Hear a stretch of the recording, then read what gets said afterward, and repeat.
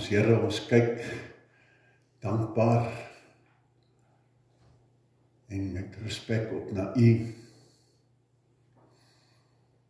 wat ons as die bron van die lewe erken.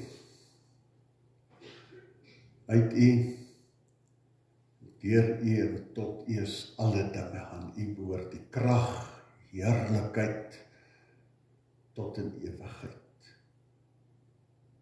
Amen. Geliefdes, genade vir julle en vrede van God ons Vader en van Jesus Christus ons Here. Ek wil vanmôre saam met julle paar verse lees. Alles gaan oor Reinhard, oor sonde, oor die skeiding, oor dit wat skeiding maak en wat die Here vir ons sê, wat is dit wat in die pad staan van die lewe wat God vir ons in gedagte het. Nou Psalm 24 vers 3 tot 5 vra hierdie vraag: wie mag die berg van die Here opgaan? En wie mag in sy heiligdom gaan staan? Nou hierdie woorde gaan oor die tempel, as ons nou net die agtergrond van hierdie ding sien. Die tempel het op die berg Sion gestaan. Die tempel was so dat daar allerheiligste was, 'n klein vertrekkie waarin net die hoëpriester eenmal 'n jaar ingegaan het. Die verbondsark het daar gestaan. Dit was 'n groot kus waarin 'n klomp heilige voorwerpe in was, wat iets sê van wie God is, simbole daarvan, en ook die gebooie wat God vir sy volk gegee het, waar is die verhouding tussen hom en sy volk kom uitspel. En solank die ark daar in die heiligdom was dit vir hulle simbolies daarvan, God is by sy volk, op sy troon, dis sy troonkamer. En eenmaal per jaar het die hoëpriester dan daar ingegaan namens die volk. Nou gaan hierdie oor, wie mag nou na die Here toe gaan? Op die berg van die Here opgaan? Wie mag in sy heiligdom gaan staan? Dan sê hy, die mens met skoon hande en 'n rein hart. So iemand sal van die Here seën ontvang.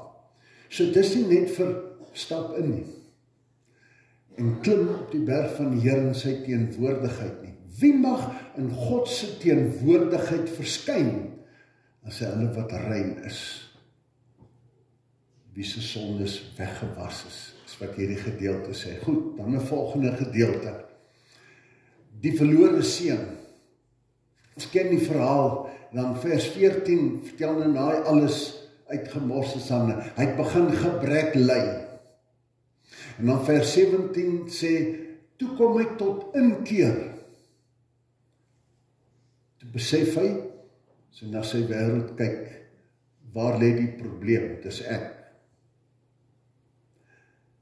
En toe hy mooi daaroor gedink het, toe besluit hy sê in vers 18, ek sal dadelik na my pa toe terugkeer en vir hom sê, pa, ek het teen God en teen pa gesondig. So dis 'n skuldbesef. Ek het verkeerd gedoen, dis waarom ek hier sit en gebrek ly. Vers 21 sê dat hy dit gedoen het, hy het toe gegaan en dit gaan sê, en dan vers 24 sien ons, en toe was daar weer fees. So hy het probleme gesien, tot inkeer gekom, besef waar die fout was, gaan regmaak, en die verhouding is herstel. Goed. Jesaja 1 vers 15, ons het nou die dag ook daarna verwys, sê, as julle hande in gebed uitsteek, sal ek my oë vir julle toemaak, selfs al bid julle, hoe baie sal ek nie luister nie. Was julle, reinig julle, moenie voor my verskyn as julle verkeerd doen nie. Nou hierdie is 'n belangrike ding wat God met sy volk praat, en dan praat hy spesifiek oor hulle godsdienst, hulle aanbidding. Hy sê, ek is so siek en sat vir al julle feesdae, julle leef so heilig en so Christelik en Christelik nie, godsdienstig, en julle trap die tempel se drempel deur. Sê, ek is so moeg en siek en sat daarvan. Sê, weet julle, ek wil nie eens vir julle hoor nie. Julle sal hande uitsteek en bid. Ek wil niks vir julle hoor nie.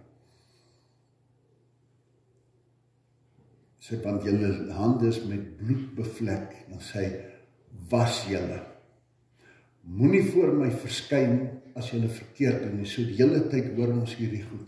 Wat staan tussen God en mens? Is die sonde.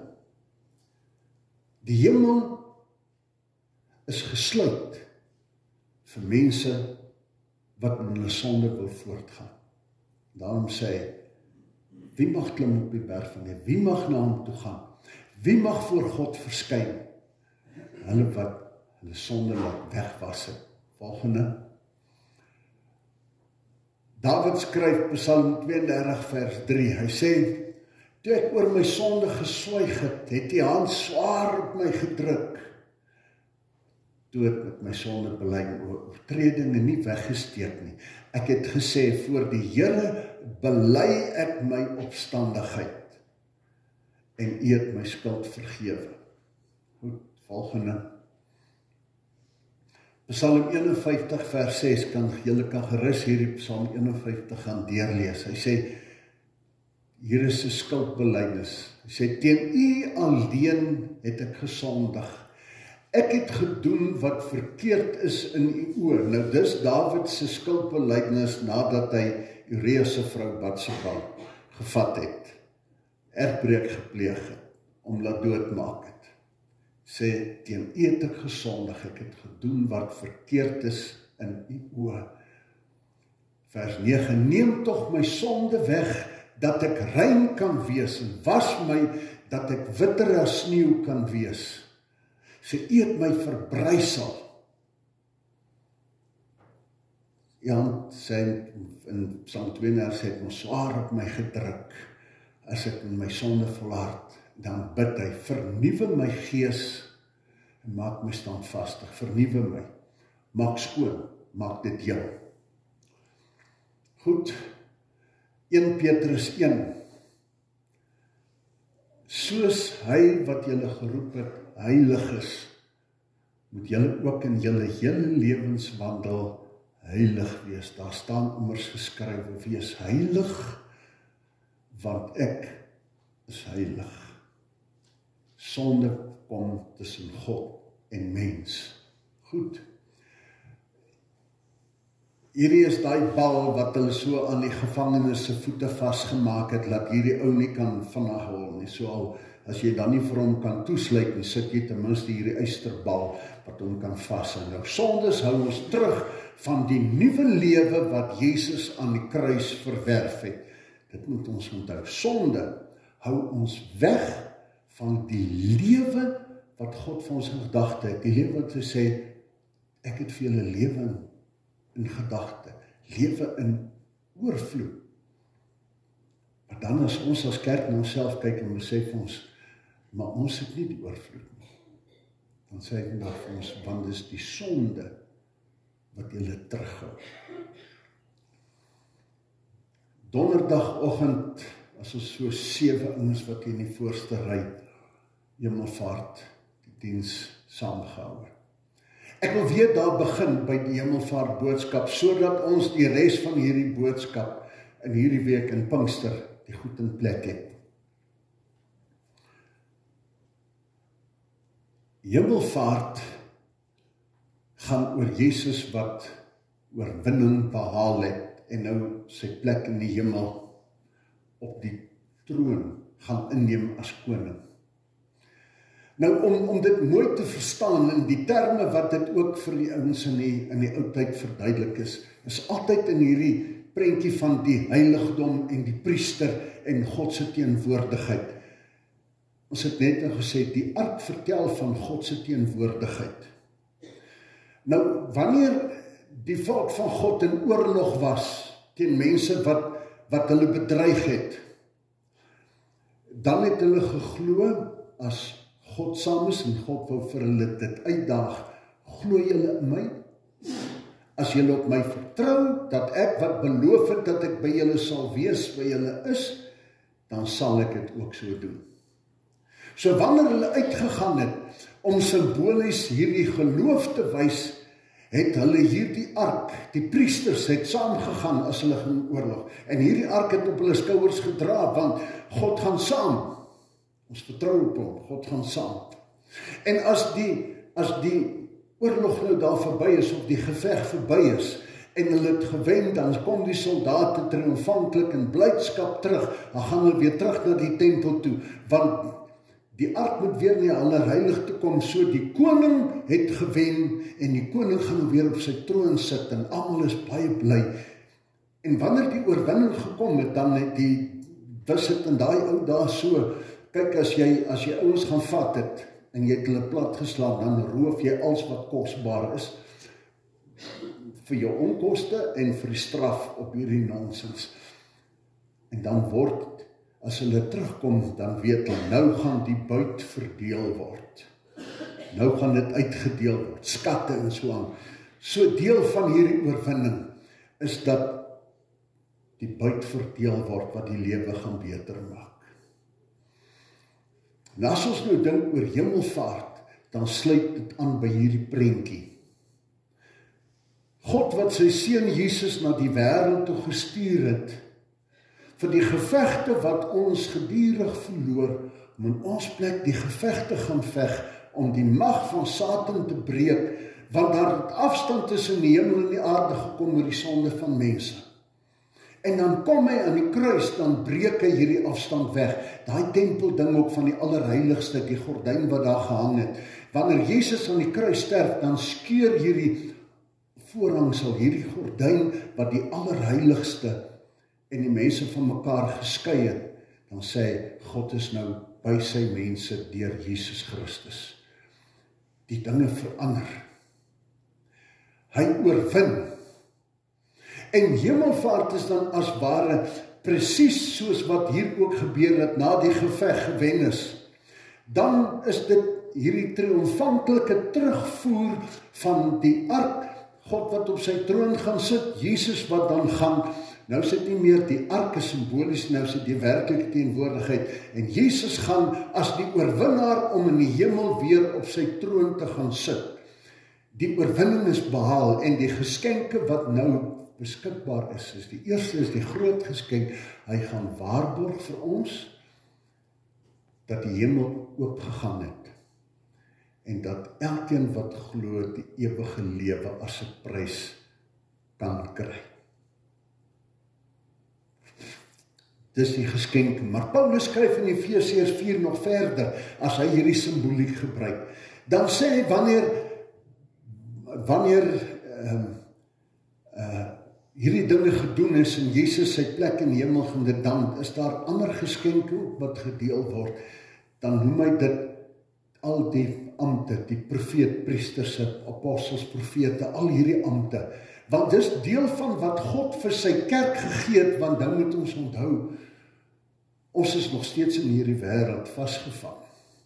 Jesus het die hemel en die toegang gaan verwerf en die pad weer oopgemaak. Maar dis nie sommer nou net vir instap nie. Nie almal wat vir my Here, Here sê, sal die koninkryk van God ingaan nie. Daar was 10 meisies wat almal gedink het, as die bruidegom kom, dan gaan hulle ingaan. Maar 5 van hulle moes die skok van hulle lewe kry, toe die bruidegom vir hulle sê, ken julle nie. Maar God is steeds by ons. Toe hy opgaan, toe sê hy vir hulle, gaan Jerusalem toe en wag daar, totdat ek vir julle die trooster stuur. Wag daar, die Heilige Gees, wat julle sal leer, en wat julle sal lei. Wag daar. Gewoonlik het hierdie wag op gesê, wees geduldig, rig julle op my. Dit was, die wag was tyd, normaalweg tyd wat in gebed deurgebring het. Op die Here te gaan wag, is as ware, gaan bid, en maak gereed, en rig julle op die Here, breek van alles, rig julle gedagtes op hom. En so gaan hulle en hulle gaan wag daar in gebed. So, dis die tyd wat in beginsel is die hemel oop, die erfenis is gewaarborg. Maar in hierdie tyd het hulle diep oor hulle gaan dink, want die vernuwing moet nou gebeur. Sê, en ek stuur vir julle die predikers, die profete, almal wat die woord met julle gaan deel. En ek stuur die Heilige Gees wat hierdie woorde in julle wil laat werk en die vernuwing wil laat gebeur. Sê, wag, rig julle gedagtes op hom. Die Here Jesus los nie sy kerk alleen nie. Hy sê, laat julle nie as weeskinders agter nie. Hy is nou vir altyd julle. Eers was God se woonplek in die hemel. Dan het hy vir hom, skryf Stefan Joubert, sê dan het hy 'n woonplek, 'n aardse tempel. En uiteindelik deur die Heilige Gees, hy kom maak ek nou woonplek in mense se harte, myne en joune, as ons in hom glo.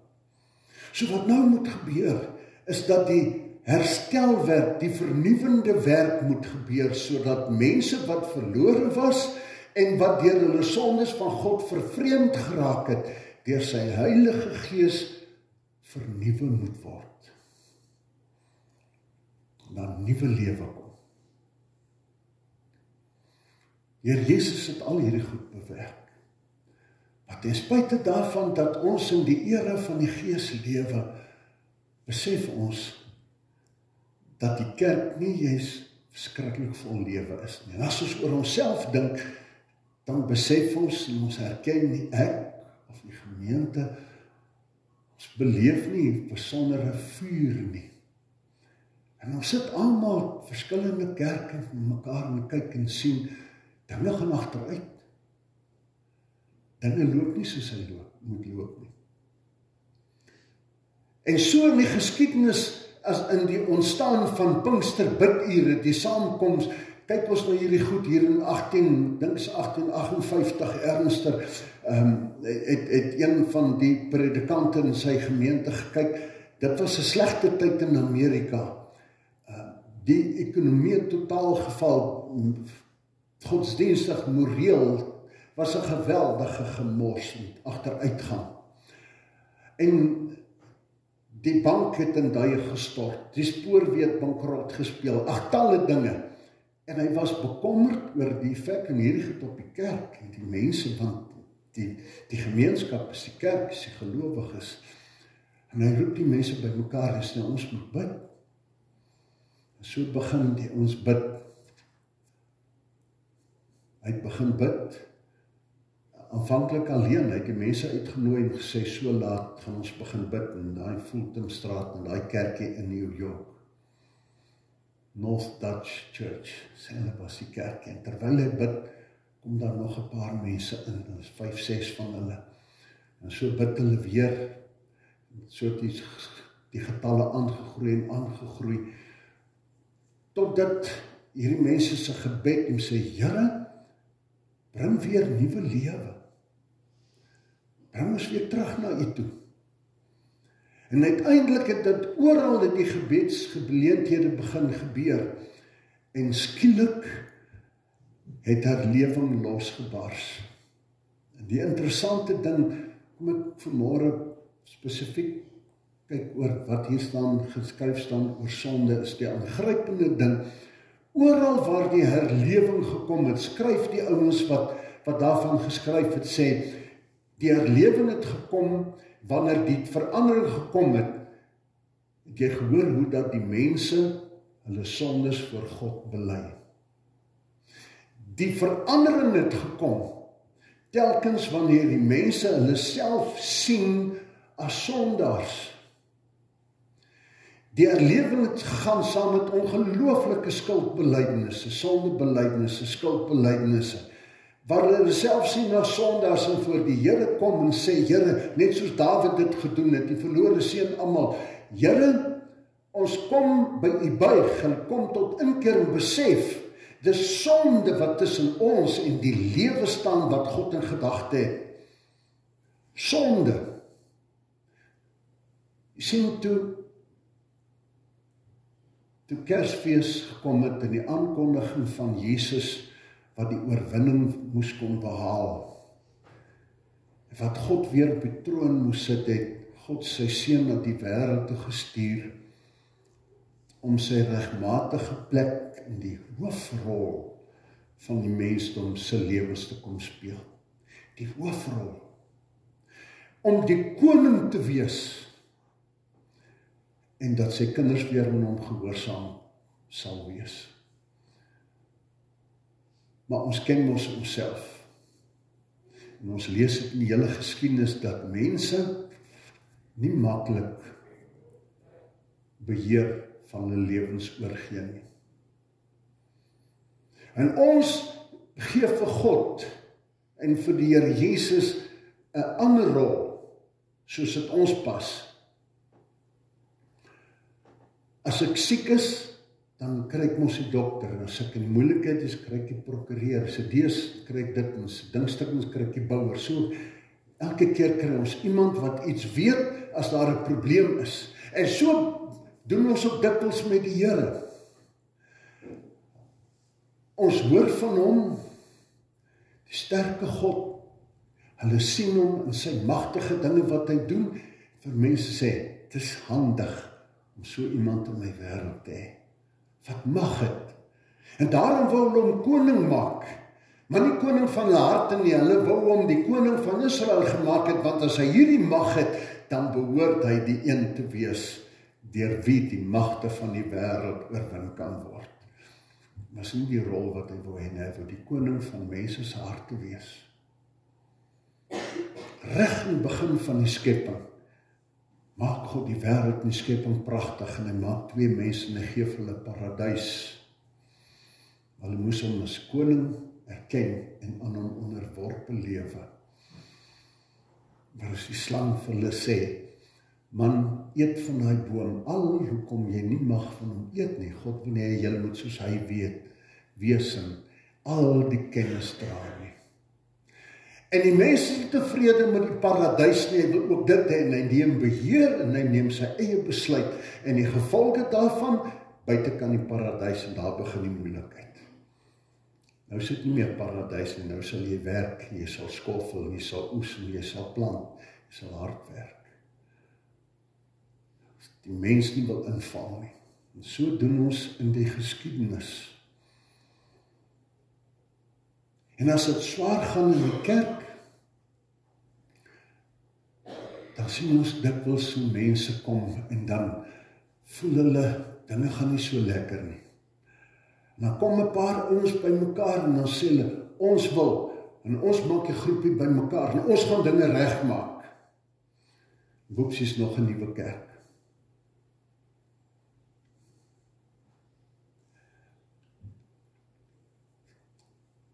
Ons gaan dinge regmaak. Ons voel hier's 'n doodsheid, en ons skei ons af van die ander dooies. Ons paar gaan die dinge regmaak. Dit laat my dink aan 'n klomp jaar terug, daar in die Joubert, daar by Oberholzer. Hy was na 'n naweekkamp toe, wat 'n vrou daar opgetree het. Sê ja, die vrou het in haar hart ook hierdie behoefte gehad, om met mense te werk, om nuutheid weer te kry. En so het sy haar benadering na hierdie ding gekyk, en so kom hulle die Vrydag aan daar, en dit is 'n hele ding, wat sy praat oor sonde. En sy is dramaties daar, simbolies, wat sy nou toe kom, en sy sê, ons breek hierdie sonde, dan vat sy hier, en simbolies breek sy die sonde, en ons vertrap dit, en ons bind dit, en so gaan ons aan. So daai aand toe sê sy vriende, hier, had ek nie bly nie, gaan oor huis toe. Volgende dag sê van, mevrou, ek dink nie, ek gaan nie bly nie. Sy sê, nee, we gaan nog beter word. Toe sê, nee. Toe sê, want ek was by die Emmaus naweek gewees. Daar het ek gesien hoe dinge anders werk, hoe ek dink het behoort te werk.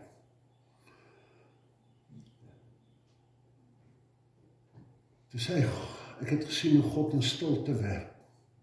En toe dink ek terug in jare gelede, hier op pad Parys toe op die plaas, by plaas Roag, was daar so 'n kamp wat ek saam met 'n klomp van van my katkesante van Blyvoor van Oberholzer was. En die Vrydag was daar 'n tema wat gepraat is oor sonde. En wanneer ons met hulle gepraat het, na die lesing, dan gaan ons na die chapel toe, na die gebedsplek toe. En die geestelike leier sal dan, wanneer hulle daar sit in stilte, 'n paar dinge sê om te herinner, wat het ons gehoor? Hoe reageer jy op hierdie goed? En dan word daar stilte gegee. Net stil. So miskien saggies op die agtergrond die musiek speel. En dan dink jy oor wat hier gebeur. En ek onthou deel van hierdie ding is hulle te houtkruis op die vloer gesit, so voor in die kapel. En hulle het die kinders uitgenooi om 'n papiertjie te vat, en dit wat jy besef het nadat ons vandag en gister oor sonde gepraat het, skryf hierdie ding, en weet die Here wil jou skoonmaak en 'n nuwe lewe begin. Dan vat jy daar se hamer en spykers en kap hom aan daai kruis vas. Dit was aangrypend, ek was by talle van hierdie naweke. Ek het nog nooit die krag gesien op die eerste aand. Want daai klomp seuns was 'n seunsnaweek. Wat hulle daar voor in die kapel daar bly sit het. Laat seuns wat daar sit en huil het. Die besef van sonde, dat ons daarmee moet breek. Hierdie vrou wat die goed regmaak, en ons hoor so dikwels in hierdie kerke, as hulle so dramaties, die begeerte is reg, ons soek na vuur, maar ons hoor hierdie goed, ons breek, ons hoor ons so bid van hierdie ons breek, ons besweer, ons gebied. Ek en jy kan niks bind en verbied en besweer en staak nie. Het is voor God wat ons moet gaan buig en sê, Here, red my, want die gemors waarin ek is wat ek gedoen het.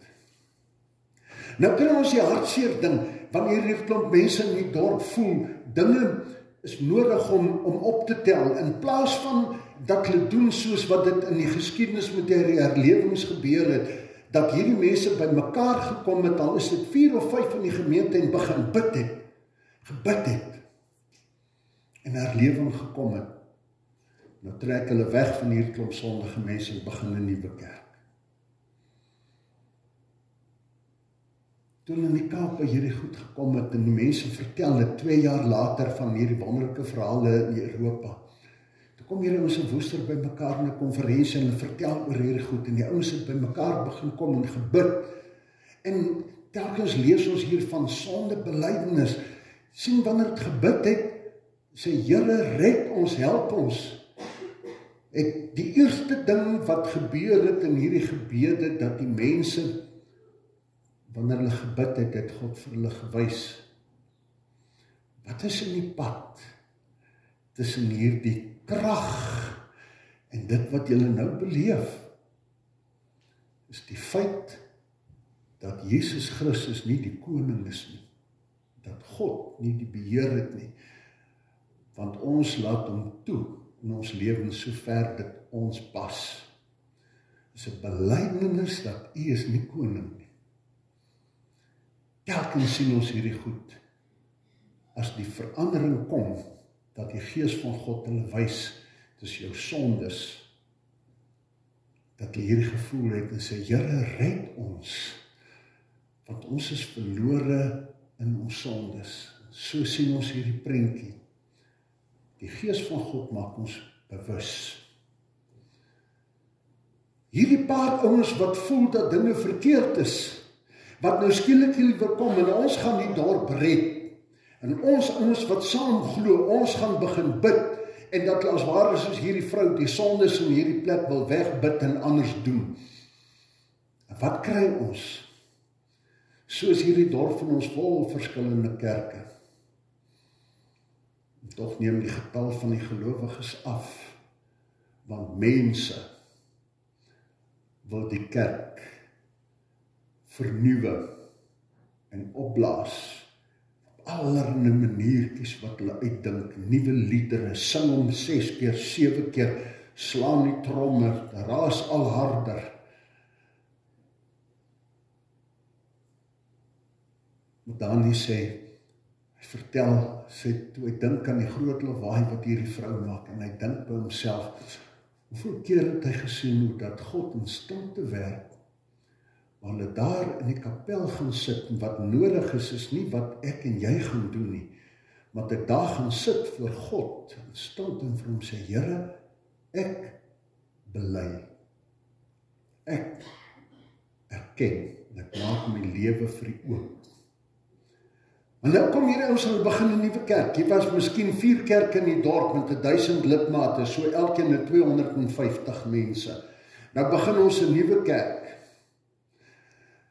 En as die goed reg uitgewerk het volgens plan, dan behoort dit mos nou een van die dae 1250 te wees.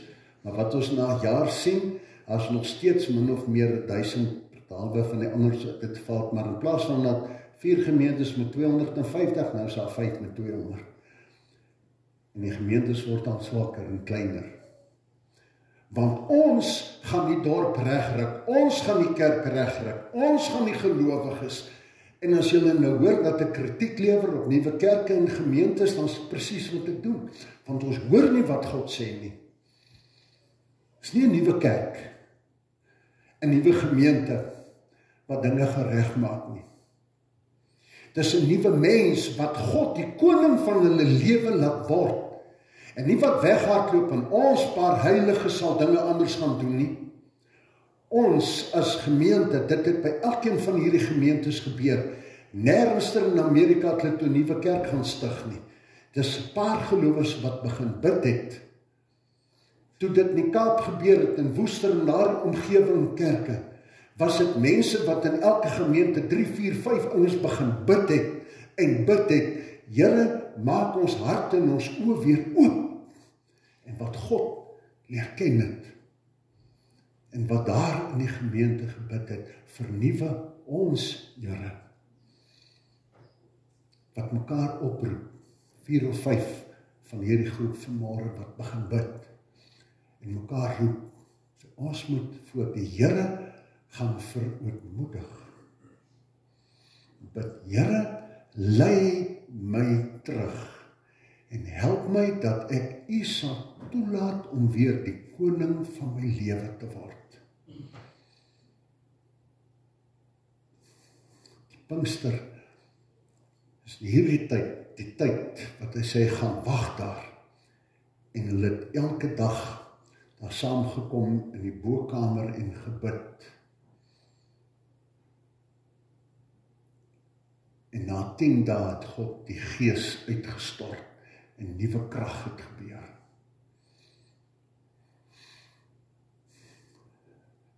Hierdie tyd is die tyd wat ek en jy opgeroep word om, soos wat hierdie disippels gehoorsaam was en te besef het wat die Here vir hulle gesê het, en by mekaar te kom en te kom bid, soos wat dit in die geskiedenis gebeur het om saam te kom bid en te vra, Here, werk in my. Het is nie die tyd om te bid dat die dominee en die ouderling en die diaken en my buurman gered word nie. Herlewing begin in my hart. As ek begeer dat die Here 'n nuwe lewe in Carleton wil suitend het, dan begin my gebed, Here, verander my hart. Dat ek U toelaat om die koning van my lewe te word. Die koning.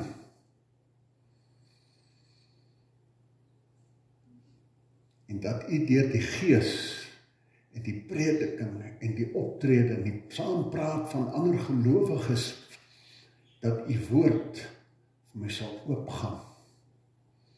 Dat ek hier goed glo en dit gaan praat, dit gaan lewe en gaan doen, dat ons mekaar se hande vat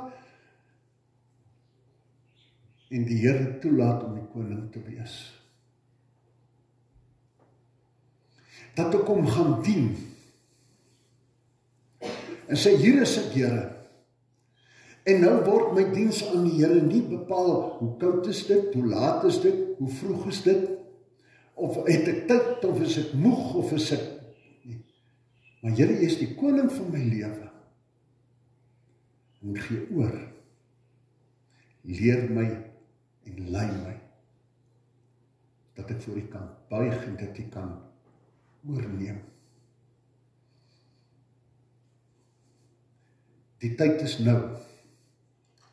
Johan Pienaar, wat nou die dag oorlede was, het 'n stukkie geskryf in 'n boek. Hy sê die dag nadat die rowers daar was, iets van die aard. En daarin skryf hy op 'n gedeeltjie daar, sê God is hier en nou. Hy skryf daar, hy sê die woord gister word so 6 keer in die Bybel gebruik. En die woord môre in die Bybel wat hy daar gelees het, was 208 keer. Die woord vandag 291 keer en die woord nou 1322 keer. Nou sê hy goed, die woord nou het dalk nie altyd dieselfde konteks nie, sê maar Hebreërs 3 vers 13 sê vir ons, maar solank daar nog 'n vandag is, moet julle mekaar elke dag aanspoor. Nog 'n vandag is, solank daar nog 'n nou is. En dan sê hy, Paulus, laat ons nie in die twyfel as hy 2 Korintiërs 6 vers 2 skryf. Kyk, nou is die regte tyd. Nou is die dag van redding. Nou is die regte tyd. Nou. Die Bybel loop oor van verhale van 'n God wat nou voor mense kom staan. Ook vandag hier by ons in Carletonville-Suid, sê nou is die dag wanneer alles kan verander. As jy vandag jou lewe oorgee. Die rol vir Jesus gee wat God vir hom in gedagte gehad het. Raadsman, leidsman, die sterke God wat met krag kom optree dat ons hom volg. En dan sluit hy af met 'n gedeelte wat hy sê, God is lewe. Hy sê, om sinvol te leef, moet ons die bevrydende prentjie in ons lewe sien van Jesus wat sy hart oopmaak en wat sê, ek het gekom sodat hulle die lewe kan hê en dit in oorvloed, Johannes 10 vers 10. Dan sê hy, kyk daar, die rykdom van hierdie belofte, dis in teenwoordige tyd. Ek het gekom sodat julle lewe kan hê, hier en nou. Ek het gekom dat julle die lewe kan hê, nie eendag dat jy dit kan hê, hier en nou. Wie kan by die Here kom en hierdie dinge hê? Wie kan na hom toe gaan? Wie kan vir hom verskyn? Dan sê die een wat suiwer van hart is. Die een wat sy opstandigheid bely.